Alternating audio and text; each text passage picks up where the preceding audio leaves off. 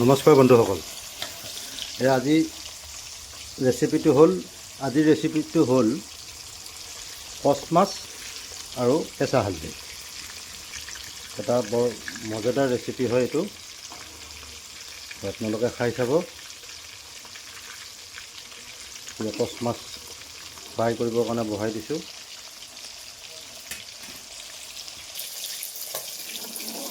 আমি এতিয়া মাছ ফ্ৰাইখিনি নমাই দিম।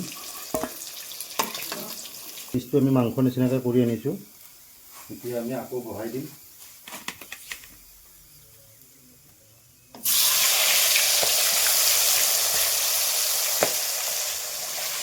ফ্ৰাইখিনি ক্লিয়াৰ হ'ল।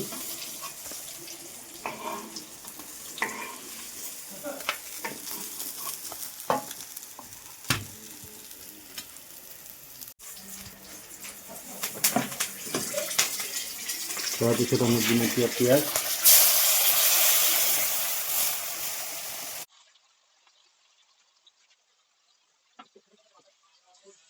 আমি ফ্ৰাই কৰি ল'ম।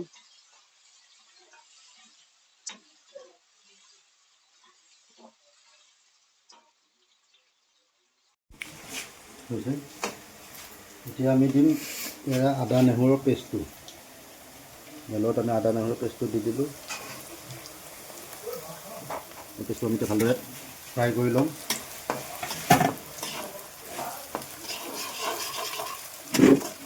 এতিয়া আমি গেছৰ পাৱাৰটো অকণমান কমাই দিছোঁ।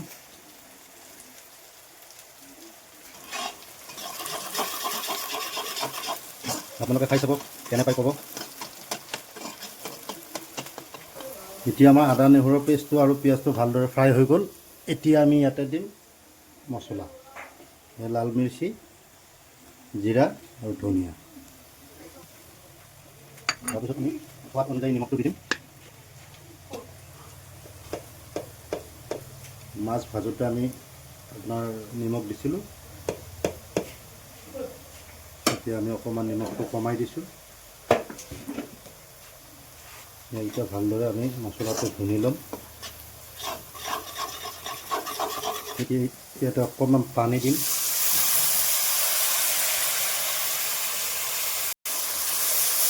পানীটো দি ল'লোঁ আমি। এতিয়া আমি ভালদৰে মছলাটো ফ্ৰাই কৰি ল'ম। আপোনালোকে ভাবিছিলে হালধি নিদিলে বুলি, এতিয়া দিম আমি হালধি। এইটো যে মই আপোনালোকক কৈছিলোঁ যে কেঁচা হালধি, এইটো কেঁচা হালধিটো পেষ্টটো আমি 3-4 চামুচমান দি দিম ইয়াতে।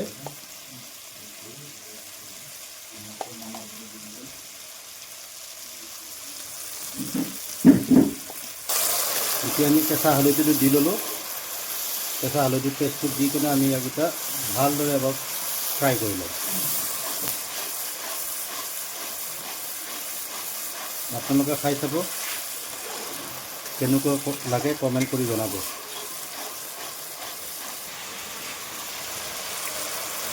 এতিয়া আমি ইয়াৰ ওপৰত দিম মটৰ।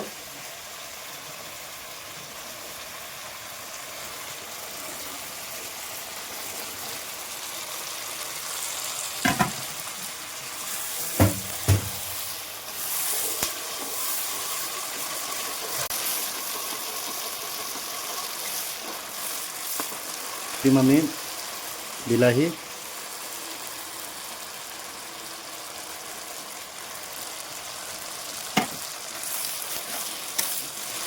দি কিনে আমি এতিয়া লাৰি আছোঁ।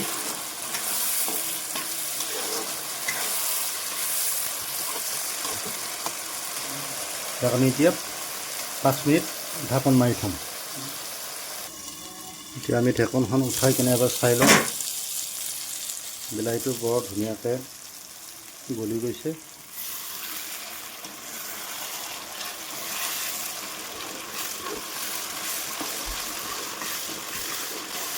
ইয়াতে আমি আৰু এক্সট্ৰা কৰি হালধি দিয়া নাই।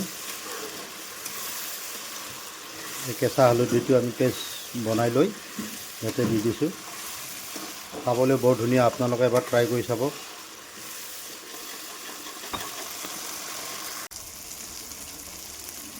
এতিয়া আমি আৰু এবাৰ লৰাই দিম ইয়াত।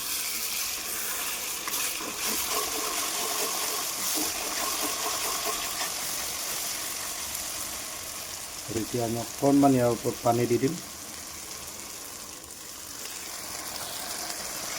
অকণমান পানী দিম, পানী দি কিনে আমি অকণমান লৰাই দিম। ইয়াক ঢাকনখন লগাই দিম। এতিয়া আমি ঢাকনখন উঠাই এবাৰ চাম। ইয়াত লগাই দিলোঁ।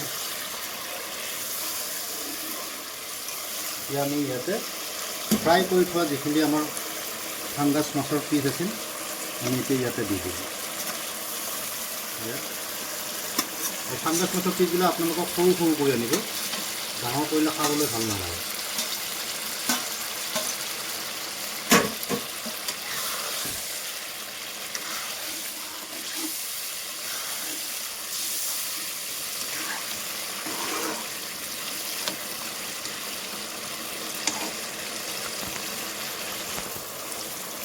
তাৰপিছত এতিয়া আমি ইয়াত 2 মিনিটৰ কাৰণে ঢাকনখন মাৰি থৈ দিলোঁ। এতিয়া আমি ঢাকনটো উঠাই দিলোঁ। লৰাই দিম ইয়াত। আমাৰ আজি কেঁচা হালধি আৰু ফাংগাছ মাছৰ কাৰীটো হৈ গৈছে। ইয়াতে আমি দিম এতিয়া ধনিয়াৰ পাতবিলাক। কুটি থোৱা ধনিয়াৰ পাত আছিলে, ইয়াতে আমি দি দিলোঁ।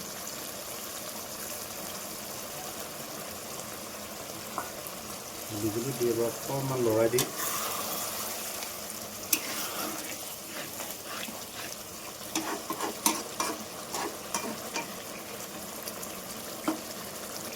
লৰাই দিলোঁ। ইয়াৰ ওপৰত অকণমান গৰম মছলা দি দিম।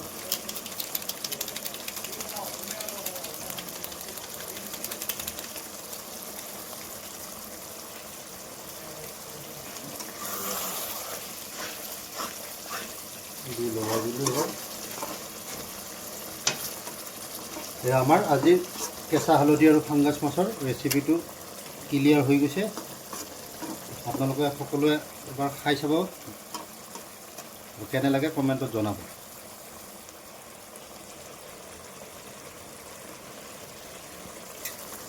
এতিয়া আমি চাৰ্ভ কৰিম।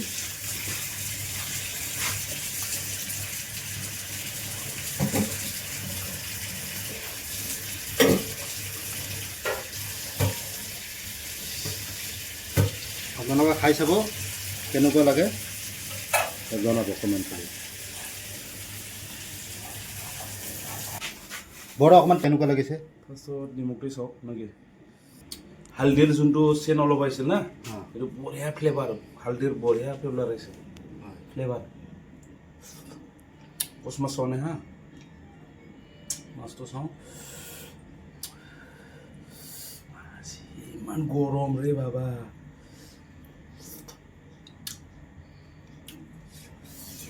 বঢ়িয়া হৈছে বুঝা।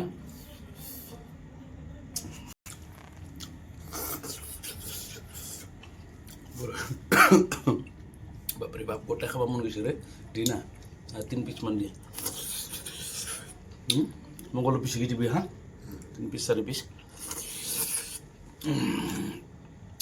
আমার দাদার RK মিক্স চেনেল আছে, এইটো সাবস্ক্রাইব করে দিব। আপনালোকে ভাল ভাল ভিডিও পাব, খানা বনাও পাব, অন্যান্য ভিডিও পাব, ট্ৰেভেলিঙৰো পাব, কনষ্ট্ৰাকশ্যন লাইনৰো ভিডিও পাব। যদি ভাল লাগে লাইক এণ্ড সাবস্ক্ৰাইব কৰে দিব আৰ বেল বটনটো অল দাবাই দিব। Thank U.